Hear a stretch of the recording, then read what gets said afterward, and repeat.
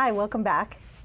This is the 5th video in our video series for Rethink Health Ventures, and this one is on coaching and co-coaching public narrative. We place a lot of emphasis on coaching public narrative, and the reason we do that is because it's really about enabling others. You're helping others find their leadership voice. And you probably already know that the experience of listening to others and really telling your story in front of others, particularly your team, really helps build group solidarity and establish a deeper, more a deeply threaded story of us. It helps build trust and clarity of purpose. And by coaching it, it emphasizes that it is a skill that needs to be tended to with a lot of practice. It's not a bolt from the blue that some people do well and some people don't. It is something that we are always perfecting. It also teaches a leadership practice that is really critical, and that practice is a practice of intentional, deep listening. When you are coaching someone's public narrative, you are deeply, or ought to be deeply, listening to them. So, what are some ways that you can do this and do this well? Well, my first piece of advice to you is to really listen carefully for the story structure. Is the storyteller actually a character in his or her story? And does that story that they're telling say something about what they value, about what's important to them, about why they're in this alongside you? Does it actually say something? And those two questions are key questions that you should be listening for when you are coaching someone's public narrative. Is there an us? Did you hear them narrate a story of a community around them? And did they end with a clear, specific call to action or an ask? Those are some things that you should be looking for as you're coaching others' public narrative. You should encourage them to offer examples that create better story imagery, moments that could benefit from greater show and less tell. I've already used some examples in a previous presentation. If you say, I was furious, that's one thing, but if you say, I got so angry that my face turned as red as an apple, that really brings the emotion home. So you want to listen for moments when you can say, well, you said this, but it might have benefited from some imagery about that. Other helpful coaching interventions are to illustrate when the arc of the story maybe was a little vague to you, so you understood how this, and this happened, but there was some sort of missing piece that needed to have been filled in. Offering specific feedback on when you did hear a challenge, choice, and outcome. Reminding the storyteller that this is a practice that gets perfected over time, and insisting that they try it on no matter what, sticking to the time so that everyone gets a turn, and modeling that you want to be coached as well. But I think one of the things that's really most important to remember in this is that this practice can elicit some very strong emotions, and it's something that you should be ready for. And we're going to talk a little bit more in a later slide about how to deal with that. So what's not all that helpful? Well, personally, what's not all that helpful are just feel-good comments with little reference to the story structure. Sometimes also you as a coach or one as a coach could get carried away on the content, and the purpose of the coaching is on the framework, on the actual structure of the public narrative. So remember that you're there to help them improve their practice. If you have some comment or coaching on the content of what they're saying, just be clear about the distinction that you're making with them around them. The other thing that's really critical to remember as a coach, please don't interrupt your storyteller in the middle of their story with comments, observations, questions. Let them complete their story. Let them get the whole thing out before you stop them and try to coach them. And again, I'll say this a lot, the most important thing is to listen with your whole body, listen very intently, because you probably know by now that this is very hard, and people know when you're checked out. So, as I said before, this story practice, this practice of storytelling in this particular way, does create some vulnerability on the part of a lot of storytellers. And I feel it's important to say that this is a public story, not a private, intimate story, and that it's really critical that when you go into this practice with your team, that your team understands this distinction. We don't want anyone to tell a story that doesn't feel emotionally safe for them to tell. And if it feels like a storyteller is telling a story that's too emotional to finish, don't insist that they finish. Really, at that point, that person just needs to kind of collect themselves and move on. This is not therapy. It is something that's intended to motivate action. If the story is too emotionally full, if it's too emotionally intense, people will shut down. It'll have the opposite effect of motivating action. So if you see that happening, take a break. Take that person aside. Comfort them if that's what they need, but most importantly, let them know that they may not have made the right choice in terms of what story to tell.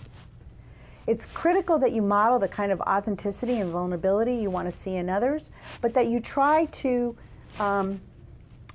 just let them know that what you're looking for is a model of hope, a model that has a real clear action step, and a model that really, yes, puts yourself out there, but in a way that feels safe and motivating for everyone.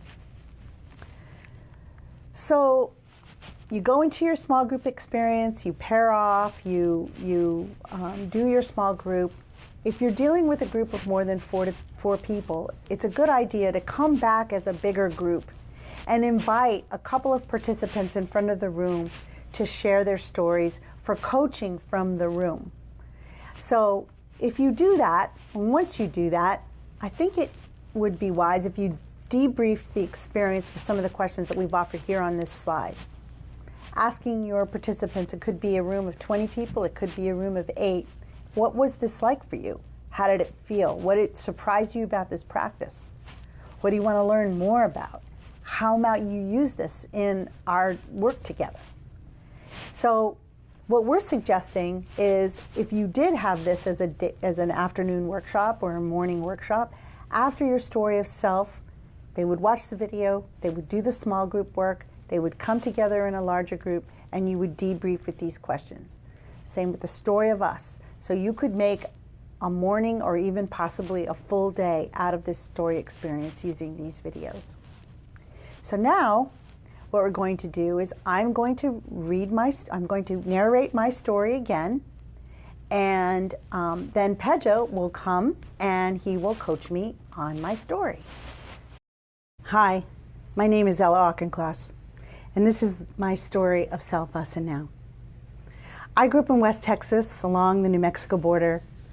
My parents, Lupa and Roger, struggled hard to make a good life for my brother Danny and myself. They sent us to the best schools they could afford. I was a smart kid, and I had a hard time finding peers. I lived in my books, and I remember being teased by the cool girls for using big words. Don't get me wrong, I was a fun-loving girl, but I really wanted to be valued for my smarts. And I wanted to be taken seriously, especially by my teachers, these beautiful, ultra-contemporary Roman Catholic nuns who nurtured my love for learning and helped me turn away from the pressures of being an awkward teenage girl. My parents wanted more for me too. So when I announced that I had applied and gotten into some private East Coast colleges, my parents gulped, sacrificed, and went into debt, but they sent me. And there I found a peer group that challenged my thinking in so many ways, and I had to work really hard to keep up. But I acquired the education that really helped my brain become my prized possession. And I believed that facts and the knowledge about how to apply them could save the world. So after an early career on Wall Street, I pivoted toward social entrepreneurship, hoping to create an organization that would reimagine how volunteers could be activated to greater effect in their faith communities. And I went to places like Harvard and MIT to look for the perfect academic framework about how to bring people together around a common goal. And I really did my homework. And I authored a very well-written concept paper that I shopped around to people that I thought would fund me and help me. And I got nowhere. Then I met someone who asked me a very simple question. She asked, "Why does this matter to you so much?" And I had never thought about that question. But in thinking about it, I realized I think she needs to know why in order to decide whether or not she wants to help me out.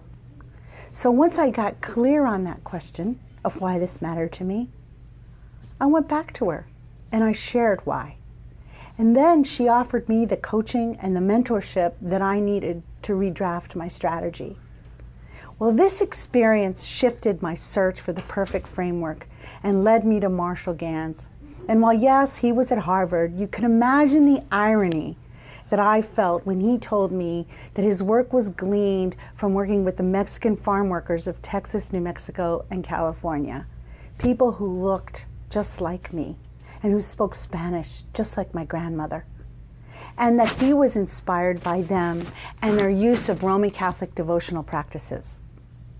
Through Marshall, I met a succession of colleagues that would help me get out of my head and into my heart to fully express my deep desire for seeing leaders like all of you succeed in the face of huge odds. I started and am now leading an organization that is serving the Episcopal Church in Eastern Massachusetts and nationally. And I learned from colleagues like Peja Stojcic, whose experience as an activist and a physician informed his unique vocation as a healer of health systems using these tools. I've been inspired by Laura Landy from the Rippel Foundation, whose entire countenance changes when she talks about the urgency of the time we're in now and the opportunity presented to us by the work that you all are doing in Ventures. And I've watched Jane and Bobby and Matt and Sherry and Ruth and so many others sitting around tables right back here in these Rippel offices, Rethink Health offices, trying to reimagine the tools and everything that they know about transformation to help you do this incredibly dangerous, courageous, and radical thing of changing the status quo from the current mess that it is towards a system that works for everyone.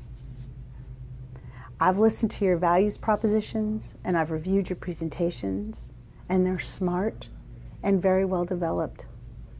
Yet, if I'm to be totally honest with you, there's a fairly big piece missing out of all of them, namely you, your story.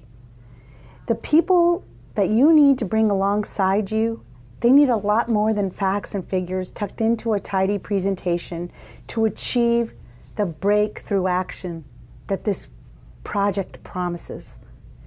These people need to believe that you can help them get there. So my call to action is for those of you who are wondering if this practice can really help amplify your aims. I ask that you suspend your doubt and try it. Invite your health value team to a retreat and engage in these questions with them. Practice your public narrative with them until all of you feel comfortable sharing it with others. And do this before October 31st. I hope that's specific enough, and I hope that you will take seriously this leadership practice and join me in making it a lifelong practice. Thank you.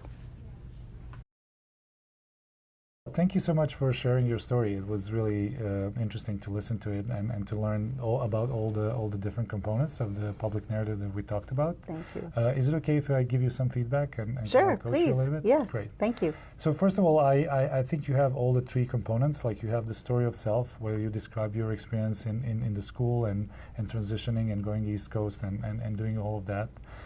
Then you have the story of us when you talk about the Rethink Health community, and you definitely have a story of now with a clear ask that you're asking this Ventures community that they should include their stories more. I also heard in your story of self that you brought up some details that really resonated with me, Like, for example, the detail of a girl reading books and being immersed in books. I was also having that experience as a child, and also using the words that I didn't know what they mean. That was really, really cool. What I was curious about in your story of self, though, is this moment of transition from working on the Wall Street to actually doing some church work. That feels like a really interesting transition. Yeah, it was a big move. Yeah. So you don't have to answer it right now, but like I think it might be something you wanna look into. And I'm just curious. Thank you. That's good feedback. Does that make sense? Like that transition? Yeah, that's a whole other story for a whole other time. But yeah, I realized that lack of a bridge could leave people confused. Yeah. It's a really interesting gap. The other thing that I've noticed when you talked about Marshall and your experience with his teaching, I was wondering, is there a story there? Like, was there something specific, apart from that you were inspired by his inspiration by Mexican culture and Catholic practice, but was there anything else in your own experience with him that inspired you or kind of like shifted your learning and approach? You know, when I met him, as a lot of people are, I was very inspired by him. But I think the thing that really, when I remember going to a workshop, it was a big workshop, 1,000 people, you know, first hearing him speak. Wow. And it wasn't that, you know, he's such a guru, but I just felt like the tools really helped me zero in on some questions that I had not been paying any attention to. Was that challenging for you a little bit? It was hugely challenging. I'm going to say something about that. It was hugely challenging, and I just realized that I was leaving something on the table. So, I mean, when I saw what he had to offer, I just went for it. As much as I could, but I probably could have said a little bit more about that. Yeah, it might be interesting to bring us to the challenge, because I think it connects well to the story of now that you're actually talking about, which in this case it seems like that you want the people working on ventures to really bring their own experience to the regarding that. I was wondering, like, why, can you tell us why you say it's urgent and something is actually you know, inspired you to think about it as urgent, but why is it urgent for us? Like, can you tell us a story about it? Like, why should we care about putting their own stories into the value proposition?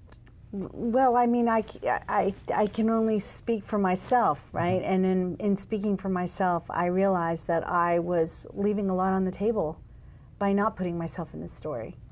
The other thing I've just observed, I mean, you can't be part of this organization and not observe how important the Ventures Project is to this organization, and how these tools, I mean, my colleagues, all of my colleagues, we've been working so hard to refine these tools, and I was really struck that it all sounds very heady, and we have to change minds and hearts. Was there a particular moment? When did you discover that? Well, when I was listening to the audio. Oh, so you were listening to the audio? I was listening to the audio. I was preparing for this. I was trying really hard to get steeped in the sites and looking at their presentations, and I felt like there was something missing. And I guess, and you're asking me this question, I realized what did you see specifically? Like, do you remember something specific? What did I see that was missing? Yeah. Well, I remember that you had given them some exposure to public narrative, and I was expecting to see some of it in the values proposition. And maybe we didn't ask for it, I don't know, but I was surprised that I only saw it, I saw a glimmer of it in only a few. I'm asking for those specific details, not to give you a hard time, but actually to try to elicit another story that is actually embedded here. I see that. I think I could have framed the moment of realization. Because when I started the story, I didn't really know what my ask would be, and then it became, even though I say, you got to know what I knew it had something to do with them really showing up, but it really became clear to me as I got further and further in. Great. So. I also want to, because we are towards the end of the coaching, I also want to acknowledge that you asked the specific thing. You asked them to include that, and you also put a date on it. Like, I think it's October 31st, which I think it's really, really critical to have a specific ask that is clear, because that will give people a way to act. So that was awesome. So thank you. Thank you, and I hope you do it. Yeah.